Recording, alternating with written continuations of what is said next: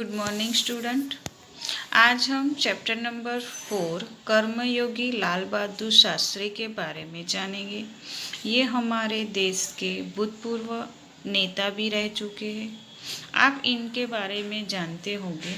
वे हमारे राष्ट्रपति थे। आज लेखक के नाते इनका परिचय प्राप्त करेंगे। सबसे पहले हम लेखक परिचय जानते हैं। हमारे इस लेसन के लेखक हैं शंकर दयाल शर्मा। उनका जन्म 19 अगस्त 1980 में हुआ था और मृत्यु 26 दिसंबर 1999 में हुई थी। उनका जन्म स्थल है भोपाल, मध्य प्रदेश। उनकी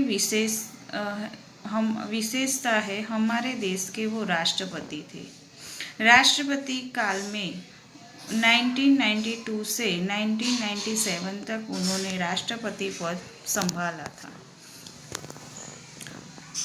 हाँ, तो मित्रों, शंकर दयाल शर्मा हमारे 9वें राष्ट्रपति थे। उनकी प्रारंभिक शिक्षा मध्य प्रदेश में हुई। उन्होंने इलाहाबाद तथा लखनऊ विश्वविद्यालय में पढ़ाई की और MA LLB की उपाधि प्राप्त की। राजनीतिक जीवन में वे विधायक, सांसद से राज्यपाल, उपराष्ट्रपति और राष्ट्रपति पद पर रहे। हिंदी और अंग्रेजी दोनों भाषाओं में उन्होंने अनेक प्रस्तुत लिखे, जैसे कि देशमणि, हमारे पथ प्रदर्शक, प्रतिष्ठित भारतीय, हमारे चिंतन की मूल्यधारा इत्यादि। फ्रेंड्स, इस लेसन में कर्मयोगी लाल बहादुर शास्त्री रेखांकित में लेखक शास्त्री जी के व्यक्तित्व का विश्लेषण करते हुए यह निष्कर्ष प्रस्तुत करते हैं कि अपने कर्मठा के गुण के कारण लाल बहादुर शास्त्री एक अति सामान्य परिवार से उठकर देश के प्रधानमंत्री पद पर पहुंचे। वे कर्म को ही ईश्वर मानते थे। कर्म के प्रति अटल आस्था एवं संपूर्ण समर्पण उनके जीवन विकास का मूलधार है। इस इकाई में समावेश मूल्य, समर्पण भावना, कर्मनिष्ठा और कर्मठा सेवा, इसके बारे में बताया गया है। तो आइए फ्रेंड्स, हम लेसन की शुरुआत करते हैं। शास्त्री जी के नाम के साथ कर्मयोगी विशेषण जोड़ना बिल्कुल उपयुक्त है, क्योंकि मुझे तो उनका सारा जीवन ही कर्म से भरा हुआ मालूम पड़ता है। शास्त्री जी सामान्य परिवार से ऊपर उठकर देश के प्रधानमंत्री के जिस महत्वपूर्ण पद पर पहुँचे, उसका रहस्य उनके कर्मयोगी होने में ही छिपा हुआ है। वे उन लोगों में भी नहीं थे जो भाग्य पर भरोसा करके बैठे रहेंगे और अचानक कभी असफलता मिल जाती है, बल्कि वे उन लोगों में से थे जिनको अपनी हथेली की लकीरों से बजाय अपने चिंतन और कर्म की शक्ति पर अधिक भरोसा होता है और वे क्रमशः अपने जीवन का रास्ता बनाते हुए आगे बढ़ते हैं। शास्त्री जी के लिए कर्म ही ईश्वर था और इसके प्रति बिना किसी फल की आशा किए संपूर्ण भाव से समर्पित रहे थे। यहाँ तक कि जब भी उन्हें फल भी प्राप्त के अवसर मिले, तब भी उन्होंने उस और हमेशा उपेक्षा की दृष्टि ही रखी। उनका जीवन दर्शन गीता के निष्ठ कर्मयोगी का परिरूप था।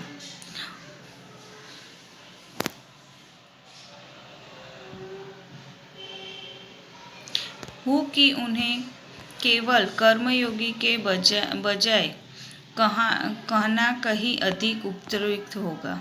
अपने उद्देश्य के प्रति दृढ़ आस्था, उस देश को प्राप्त करने के लिए कर्म का भाव तथा उस कर्म के प्रति संपूर्ण समर्पण, ये 3 बातें मुझे उन्हें संपूर्ण चरित्र तथा जीवन दर्शन में दिखाई पड़ती है।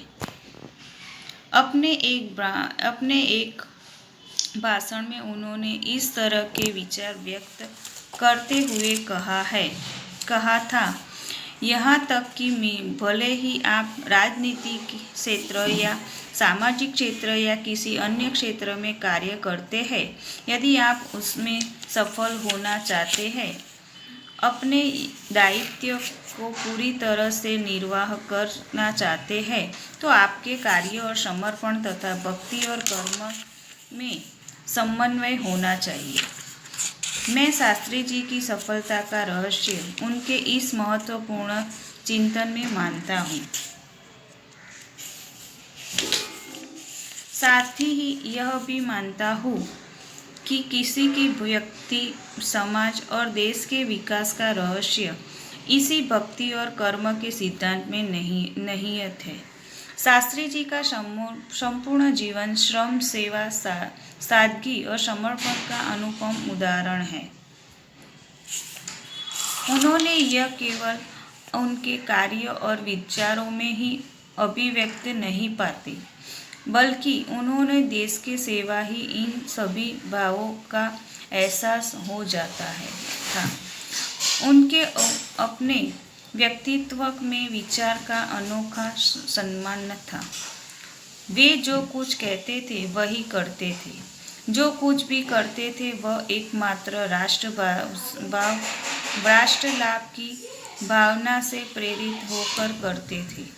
मुझे लगता है कि यह उनकी चरित्र की एक बहुत बड़ी विशेषता थी, जिसके कारण देशवासी उन पर इतना अधिक विश्वास करते थे और उन्हें चाहते भी थे। पंडित नेहरू की समृद्धि राजनीति विरासत को संभालना और उसे आगे ले जाने का काम कम कठिन नहीं था। यानी कि फ्रेंड्स, यहाँ लाल बहादुर शास्त्री महान कर्मयोगी थे। हमारे लेखक ने यहाँ कहा है कि वे भाग्य पे भरोसा बैठने वाले नहीं थे। उनके लिए कर्म ही ईश्वर था। कर्म के प्रति बिना किसी फल की आशा किए वे पूरी तरह समर्पित थे। उन्होंने गीता के निष्ठ कर्मयोगी के लक्षण देखे जा सकते थे।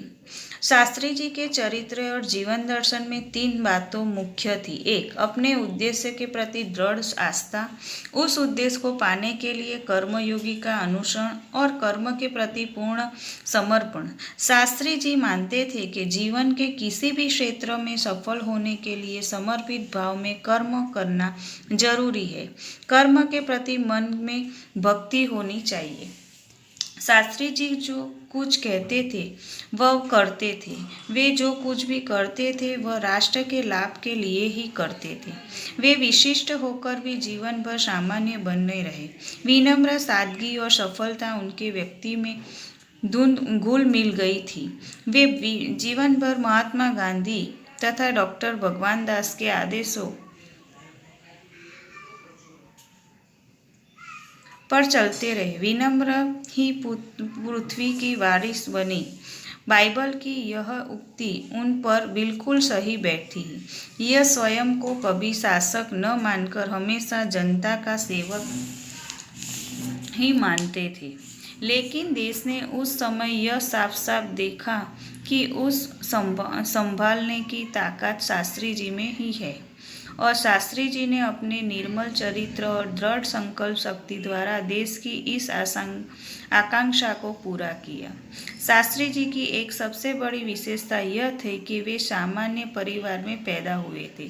सामान्य परिवार में ही उनकी परवरिश हुई और जब वे देश के प्रधानमंत्री जैसे महत्वपूर्ण पद पर पहुंचे तब भी वह सामान्य ही बने रहे।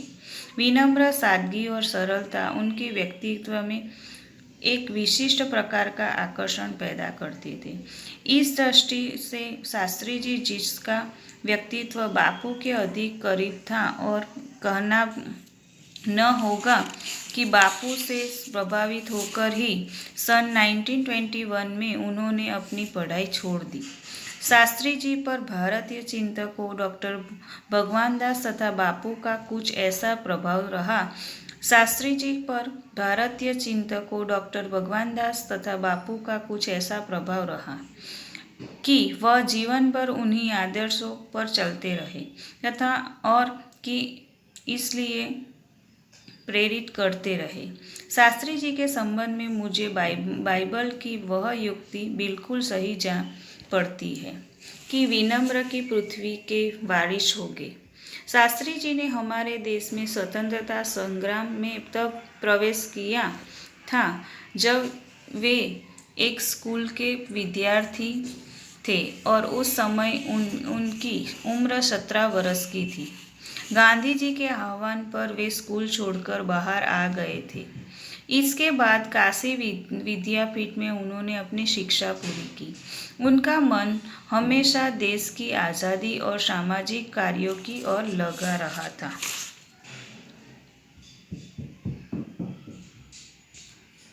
परिणाम यह हुआ कि सन 1926 में वो लोक सेवा मंडल के शामिल हो गए, जिसके वे जीवन भर सदस्य हैं।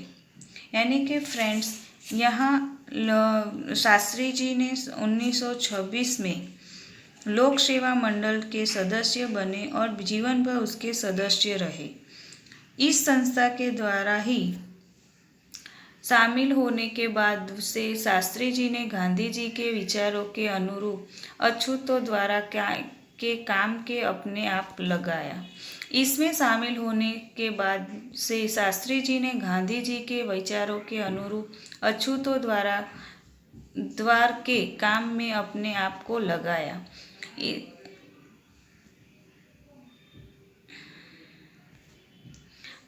यहाँ से शास्त्री जी के जीवन का एक न्याय अध्याय प्रारंभ हो गया। सन 1930 में जब नमक कानून तोड़ आंदोलन शुरू हुआ तो शास्त्री जी ने उसमें भाग लिया, जिसमें परिणाम स्वरूप उन्हें जेल जाना पड़ा। यानी कि सन 1970 में नमक का कानून तोड़ने पर के सिलसिले में जेल गए। सन 1942 तक कुल मिलाकर वे 7 बार जेल जाए तो शास्त्री जी ने उसमें भाग लिया, जिसमें परिणाम रूप उन्हें जेल जाना पड़ा। यहाँ से शास्त्री जी की जेल यात्रा की जो शुरुआत हुई तो वह सन 1942 में भारत छोड़ आंदोलन तक निरारित चलती रही। इस 12 वर्ष में दौरान के 7 बार वो जेल गए। इसी से यह अंदाजा लगा जा सकता है कि उनके अंदर देश की आज़ादी के लिए कितनी बड़ी ललक थी। दूसरी जेल यात्रा उन्हें सन 1932 में किसी आंदोलन में भाग लेने के लिए करनी पड़ी। फ्रेंड्स, इस लेसन को हम यहाँ तक रखते हैं। उसके आगे का पार्ट में हम दूसरा पार्ट स्टार्ट करते हैं।